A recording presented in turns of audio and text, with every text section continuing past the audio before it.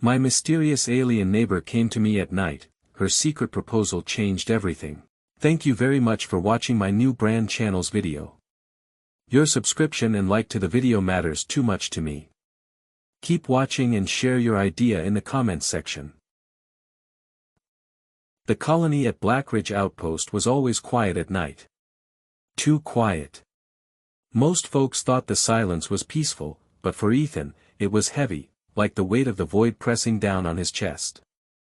He'd grown used to the hum of generators, the faint rattle of shifting pipes, the whisper of dust against metal walls.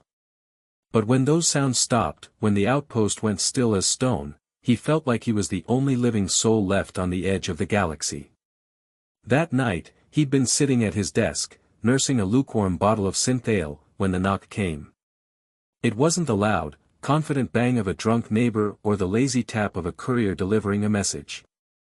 No. This was soft. Hesitant. 3 slow raps that carried an edge of desperation. Ethan froze.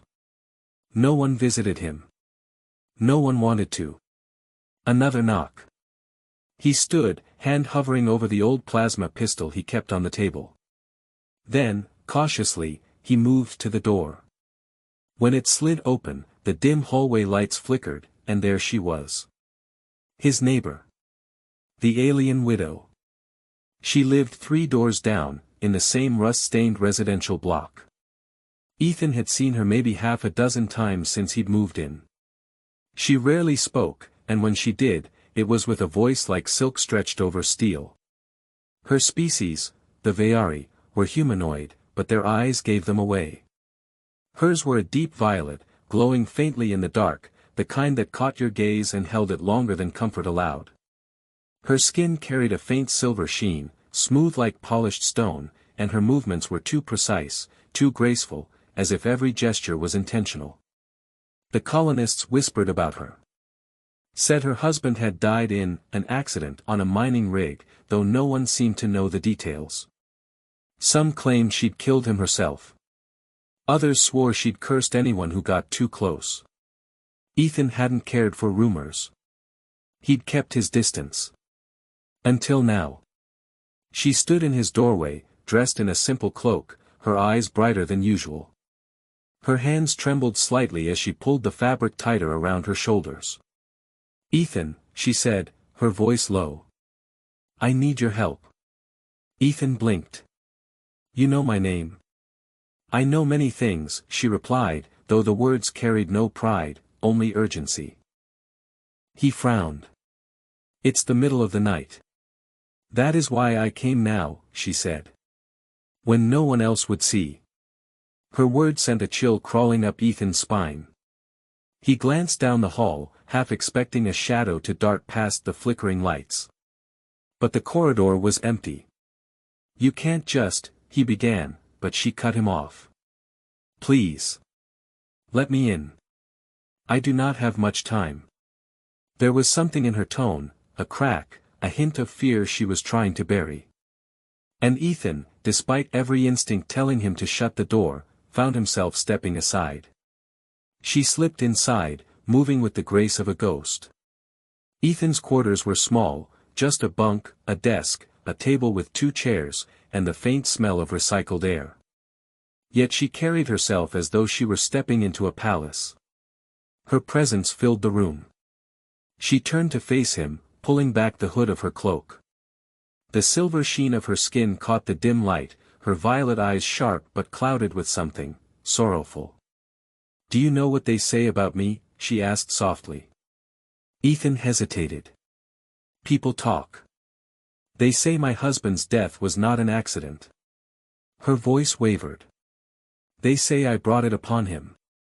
Ethan shifted uncomfortably. I don't listen to gossip. Her gaze pierced him, searching for truth. Finally, she nodded, as if that answer was enough. Good. Then you may be the one I can trust. Ethan leaned against the desk, arms crossed. So what do you want from me? She stepped closer. Close enough that he could see faint patterns etched into her skin, like constellations glowing just beneath the surface. I need you to help me tonight, she said. No questions. No hesitation. He frowned. That's a lot to ask when you show up unannounced at midnight. Her lips pressed into a thin line. I know. But if I asked anyone else, I would be dead by morning. The word struck like a blade. Dead? What exactly are you running from? Ethan asked carefully. She shook her head. Not yet. If you choose to help me, you will learn. If not, she stepped back, pulling the cloak tighter again. Then forget I came here. And pray you never learn what hunts me. The room was thick with silence.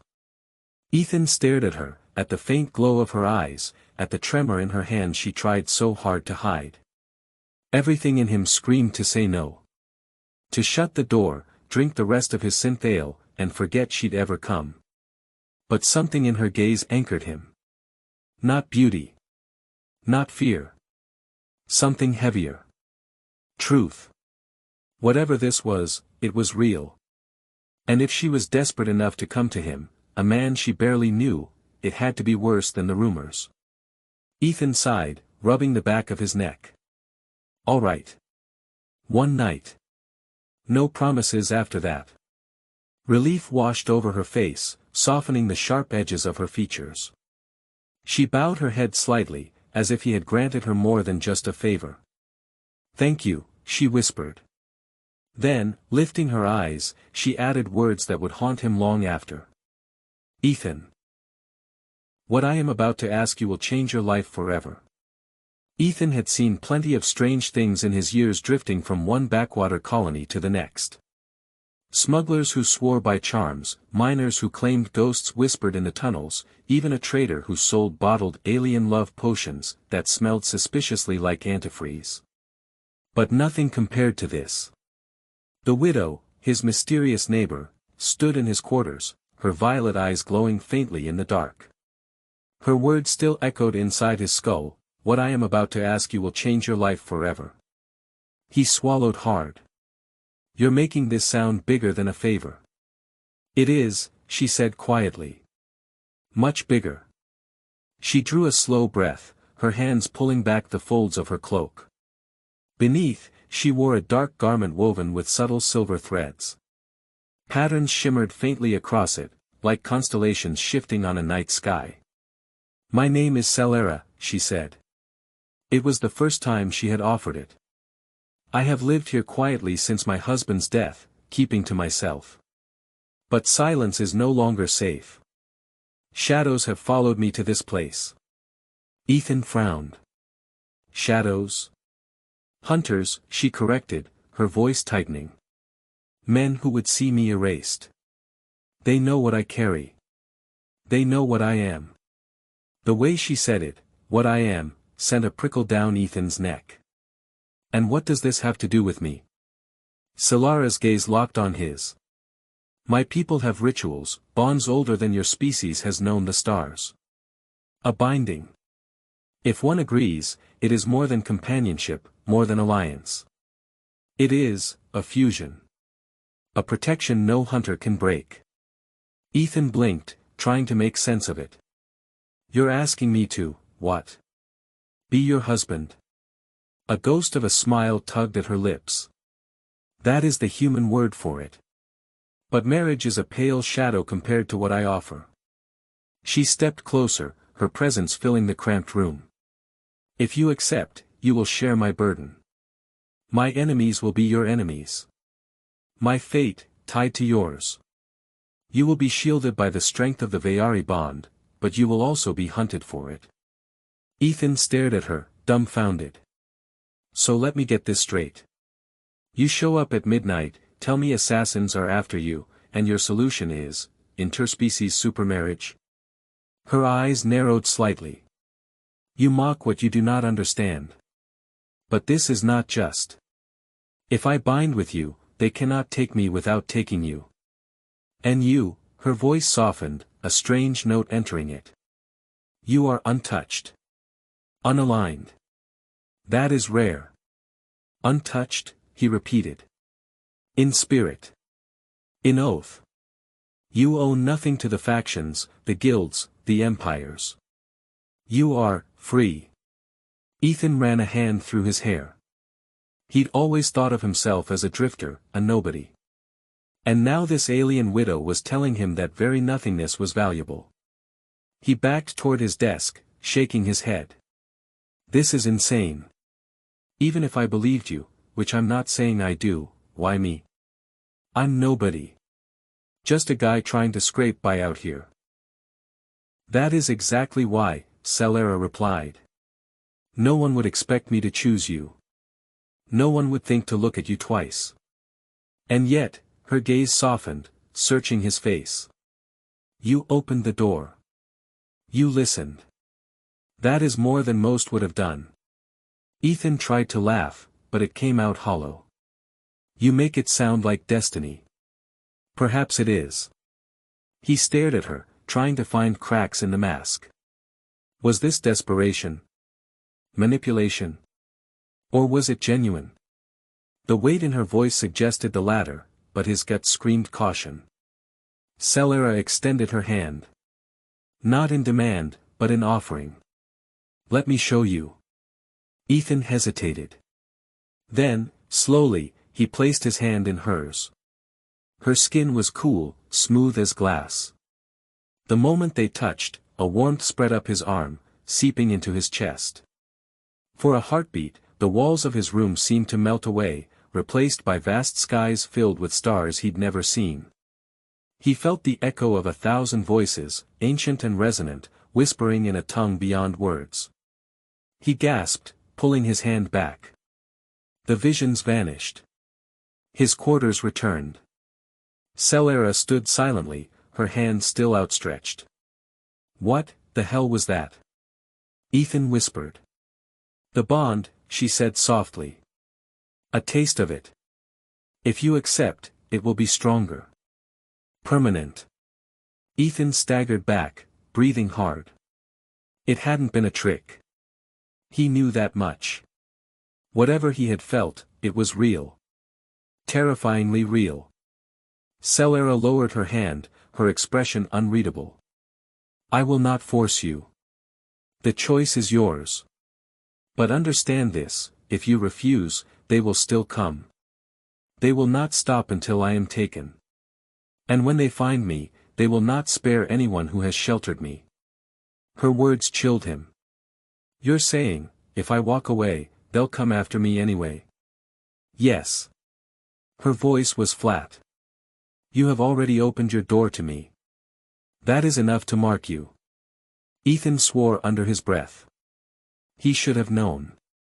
In his gut, he already felt the trap closing around him. She turned toward the door, her cloak swirling faintly. I will return tomorrow night. If you choose to accept my proposal, I will begin the binding. If not, she paused, her voice almost breaking. Then may the stars have mercy on us both. Ethan's throat felt dry. And if I don't decide? Her violet eyes burned into his one last time. Not deciding is deciding. And with that, she was gone, leaving Ethan alone in the silence, the faint hum of the outpost's generators filling the void she left behind. Ethan collapsed into his chair, staring at his trembling hand, still tingling from the contact. He wanted to believe it was madness. That he'd imagined it all. But deep down, he knew the truth. Something was coming. And the widow next door had just dragged him into it. The next day, the colony seemed unchanged. Generators hummed, dust blew across the landing pads, and miners shuffled to their shifts. Life went on as though the galaxy wasn't on the brink of crashing through Ethan's door. But Ethan saw it differently. Every shadow seemed deeper, every glance sharper. At the canteen, a pair of engineers whispered just loud enough for him to hear. She's cursed, I tell you. Husband drops dead, and she doesn't shed a tear. Not cursed. Dangerous. My brother swears she was part of the Illyrian front before it fell. They say the Veyari hide weapons in their blood. Ethan kept his eyes on his plate, but his ears burned. They were talking about her, Celera. And the way they said it, like she was a storm just waiting to break, made his stomach twist. On his way back to his quarters, Ethan noticed something strange. At the far edge of the outpost, near the old mining rig, a figure stood watching. Dressed in dark, dust-stained robes, hood pulled low. Too still. Too deliberate. When Ethan blinked, the figure was gone. He told himself it was nothing. Just his nerves. But when he reached his door, his hand hovered over the control pad longer than usual. That night, as promised, the knock came again. Ethan didn't hesitate this time. He opened the door, and there she was, Salara, cloaked as before, though her expression was tighter, her eyes sharper. "They're here," she said simply. Ethan's gut clenched. "The hunters?" She nodded. "They test the edges. Watching. Waiting for me to slip. That is why I must know your choice tonight." Ethan rubbed his face, exhausted. "You're really not giving me much time." "You don't have time," she said, stepping inside. He poured himself a drink, more to steady his hands than anything. "People are talking about you," he muttered. "They always have," Salara said, her tone flat. "They say you were part of the Illyrian front. That your husband's death wasn't an accident." Her jaw tightened. For a moment, Ethan thought she wouldn't answer. Then, quietly, "The Illyrian front was a slaughter. My husband believed he could outwit the enemy. He was wrong." "And you?" Ethan asked. She met his eyes, unflinching. "I survived. That is my crime." Ethan didn't press. The weight in her voice told him enough. Salara stepped closer, lowering her hood. The faint silver glow beneath her skin seemed brighter tonight, as if stress brought it to the surface. "They will not wait long," she said. "When they strike, they will burn this place to ash. You can run, but they will follow. The only safety is in the bond." Ethan exhaled sharply. "You keep saying that. But you don't tell me what it really is. You showed me stars and whispers, sure, but what does it mean for me? What happens after?" Her gaze softened. "It means you will never be alone again. It means your life and mine will be threads in the same weave. If I fall, you fall. If you bleed, I bleed. But also, if they try to break us, they will fail." Ethan's skin prickled. "That sounds a lot like dying together." "It is living together," she corrected gently. A sudden tremor shook the walls. The lights flickered. Ethan jumped, nearly spilling his drink. "What the hell was that?" Salara's head snapped toward the door. "They are closer than I thought." She moved swiftly, pulling a small device from beneath her cloak. It unfolded like a fan, projecting a faint barrier across the doorframe. "What is that?" Ethan asked. "A warning veil. It will delay them, not stop them." Ethan's chest tightened. "You mean they're coming now?" "Not yet," Salara said, though her voice betrayed no certainty. "But soon." He paced the room, running his hands through his hair. "This is insane. I came here to get away from this kind of trouble. I just wanted a quiet life. Work the docks. Keep my head down. Not," he gestured wildly. "This." Salara's voice softened. "And yet here we are. Destiny rarely consults our wishes." Ethan stopped, glaring at her. "Don't talk to me about destiny. I didn't ask for this." Her eyes glowed faintly in the dim light. "Neither did I." The room fell silent. And in that silence, Ethan finally saw it, not just fear in her, but sorrow. She wasn't manipulating him. She was cornered, just as much as he was. The veil at the door shimmered faintly, as if touched by something unseen. Salara's eyes narrowed. "They probed the barrier," she whispered. "Testing it. Soon they will know I am here for certain." Ethan swallowed hard. So I really don't have a choice, do I? There is always a choice, Celera said. But choices have cost. He stared at her, at the faint patterns glowing under her skin, at the way her hands trembled even as she tried to look strong. He thought of the whispers, the figure by the mining rig, the silence that pressed too heavily at night. And for the first time, Ethan realized, whether he said yes or no, his life had already changed. The shimmer at Ethan's door finally faded. Whatever had tested Celera's barrier had retreated, for now. But the silence that followed was worse. Celera stood still, her violet eyes burning faintly, her cloak falling heavy around her shoulders. Ethan had the feeling she'd been holding back pieces of the truth, keeping him just close enough to trust her, but far enough not to know. He folded his arms. Enough games. Who are you really? Her gaze didn't waver. I told you. I am Celera. No, Ethan snapped, his voice sharper than he meant. Celera the widow. Celera is the quiet neighbor. That doesn't explain why assassins are sniffing around the colony. That doesn't explain the bond thing. If I'm going to risk my neck for you, I want the truth. She held his stare for a long moment, then nodded slowly. Very well. You deserve to know. She lowered her hood, the silver sheen of her skin glowing faintly in the dim light. My full name is Celera Veari Elphis. My late husband was not just a miner, as the colonists believe. He was a blood keeper of the Illyrian line. Ethan frowned. That's supposed to mean something to me. It should, she said softly. The Illyrian line was royal. Not kings and queens as you humans imagine, but stewards of power. Custodians of the Veari crown worlds. The line has been hunted to near extinction since the war. Her voice hardened. My husband was the last of his branch. When he died, I became the keeper of his secrets. And now, so long as I live, they hunt me to erase what remains. Ethan's throat went dry. He sank into his chair. So you're, what? A queen. Celera gave the faintest of smiles. A widow.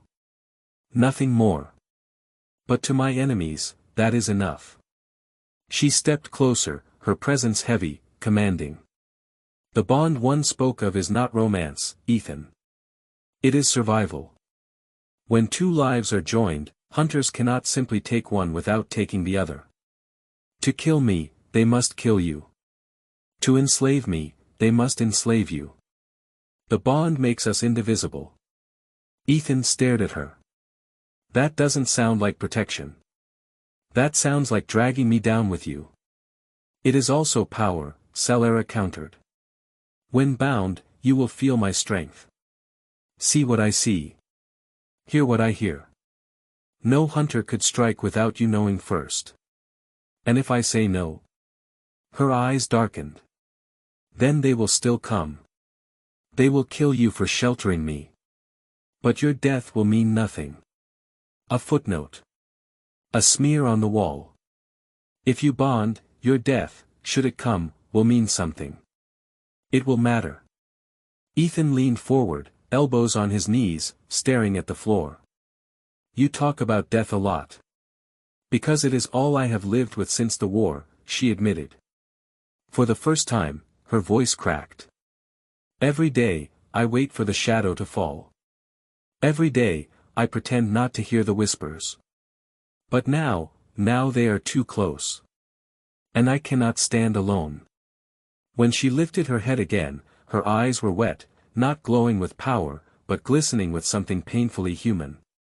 I am asking you because I have no one else. Not because you are strong. Not because you are clever. But because when I knocked on your door, you opened it. Ethan felt the word strike deep. He wanted to say no. He wanted to laugh it off, slam the door, pretend none of this was real. But part of him already knew he was past the point of turning back. The sudden wail of alarms shattered the silence. Red lights pulsed through the outpost corridors.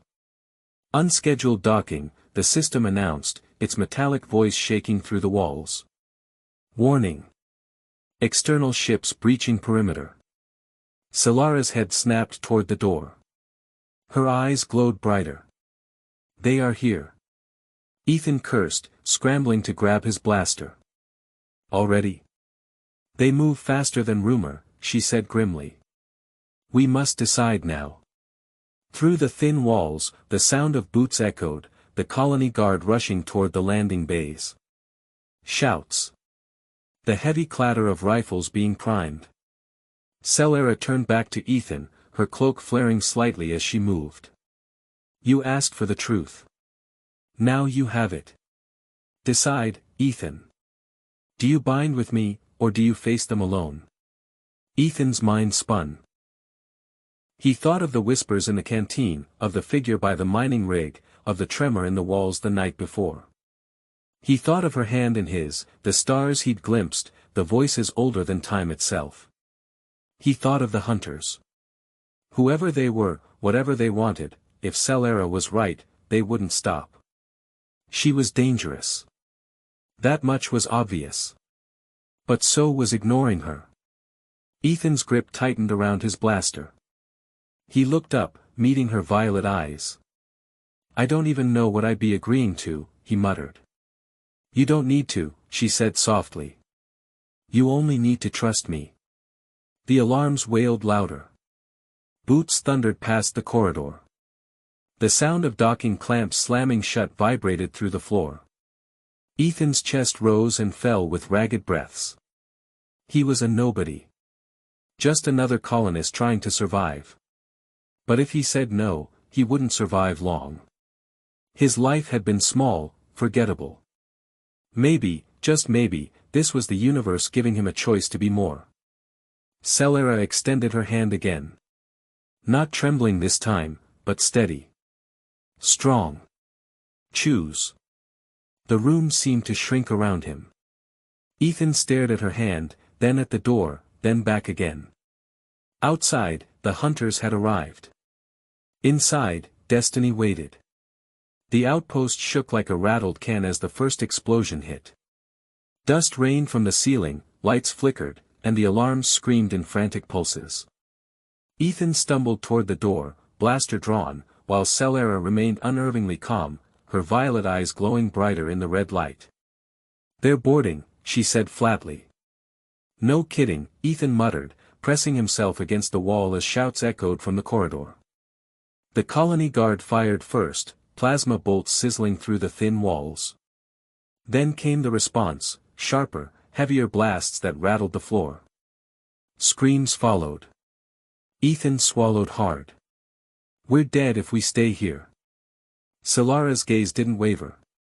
We're dead if you don't decide. The corridor outside erupted. Heavy footsteps pounded closer. The door hissed, warning that it was being forced. Ethan's grip tightened on his blaster. He fired as soon as the panel sparked open. The shot caught the first intruder in the chest, dropping him in a heap. The second hunter shoved the body aside and stormed through. Clad in black armor, his face hidden beneath a gleaming mask, he moved with ruthless precision. Ethan fired again, but the bolt deflected off the hunter's shield. Solara stepped forward, lifting her hand. A faint shimmer rippled in the air, then the hunter staggered as if pushed by an invisible force, slamming into the corridor wall. His weapon clattered to the floor. Ethan blinked. You could have done that earlier. She didn't answer, her focus was locked on the shadows beyond. Explosions shook the outpost again. Through the window slits, Ethan glimpsed burning ships on the landing pad, colonists scattering like ants. The guard fought bravely, but they were outmatched. Solara's voice cut through the chaos. We cannot stay here. They will cut through every room until they find me. Ethan clenched his jaw. Then where do we run? Her gaze shifted toward him, steady, unyielding. We don't run. We stand. Before he could argue, another squad of hunters stormed the hall.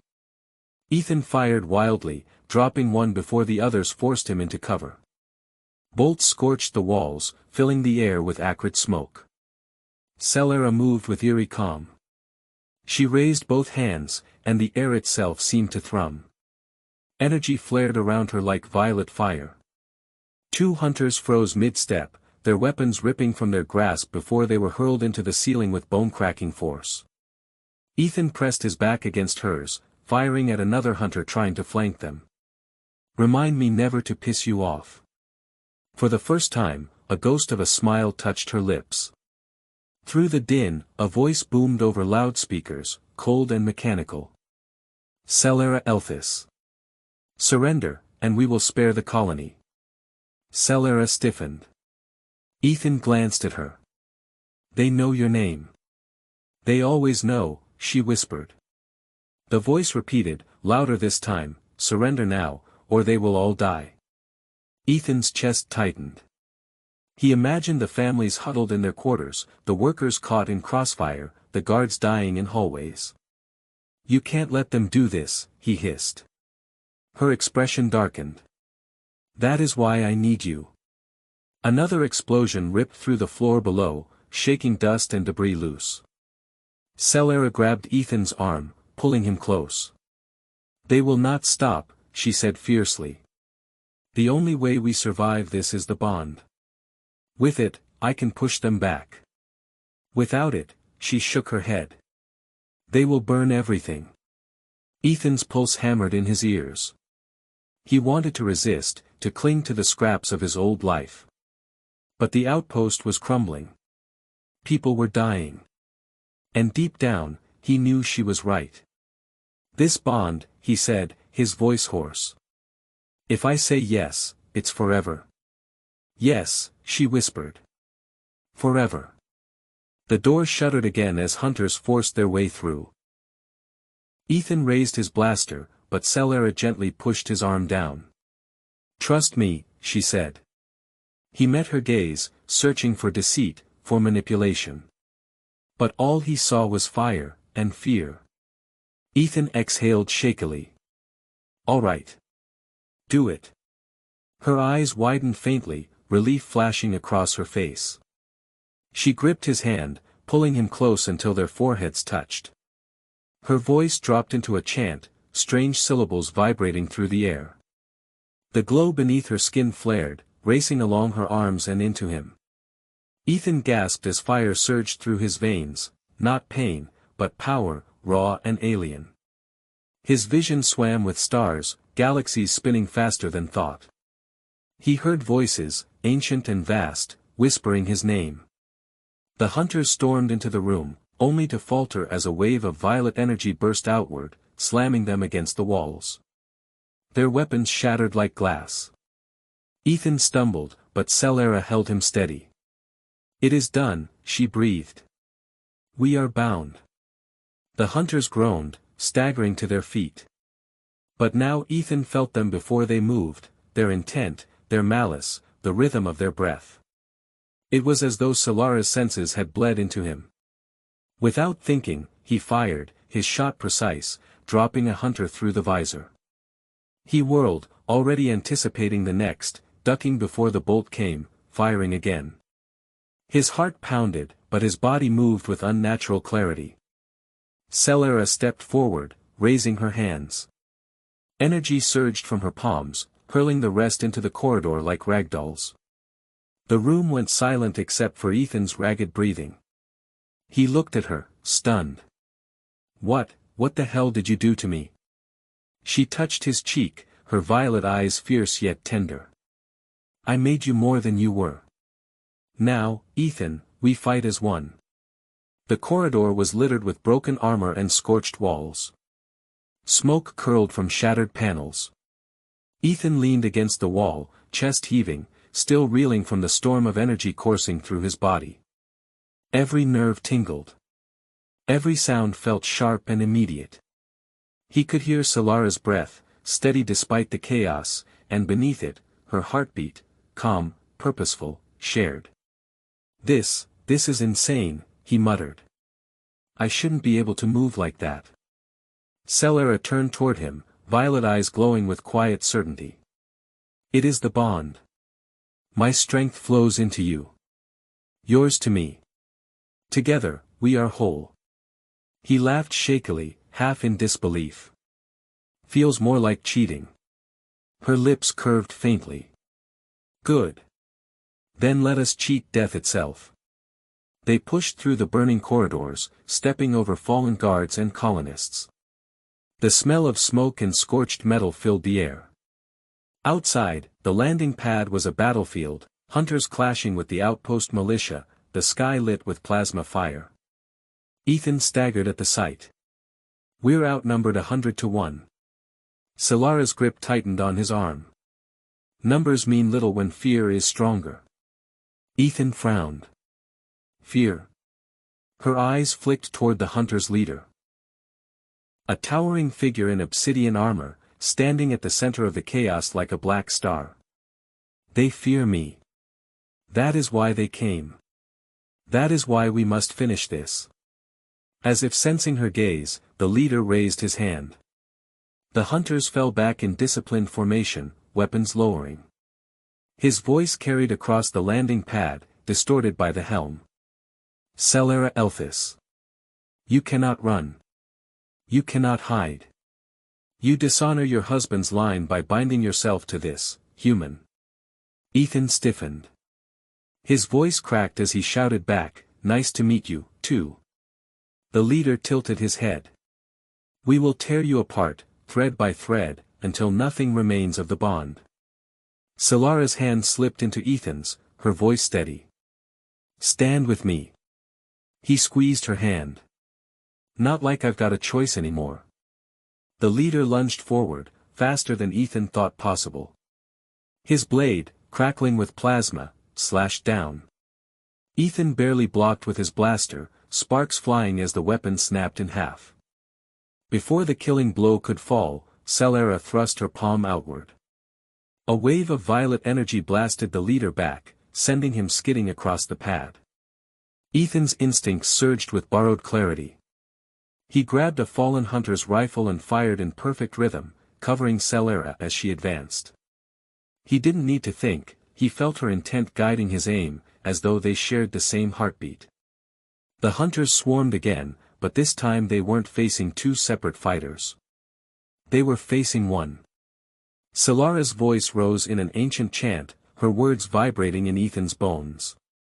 Power flared through their link, violet threads wrapping around them both. Ethan felt invincible. His shots never missed. His reflexes bordered on impossible. He ducked and fired as if he'd trained for decades. When a hunter tried to flank them, Solara spun, her energy striking in sync with Ethan's blaster fire. They fought as one being, one rhythm. The hunters faltered, their disciplined lines breaking. Even the leader staggered under the sheer force of their unity. At last, the landing pad lay silent, littered with scorched armor and broken weapons. Only the leader remained, kneeling, his armor cracked, his blade sputtering weakly. Ethan raised his rifle, breath ragged. It's over. Solara laid a hand on his arm. Wait. The leader's voice rasped through his broken helm. Kill me, and 1,000 more will rise. Spare me, and they will still come. Either way, you are doomed. Ethan's finger hovered over the trigger. He wanted to end it, to stop the threat here and now. But through the bond, he felt Solara's hesitation. Not mercy, strategy. If we kill him, she murmured, he becomes a martyr.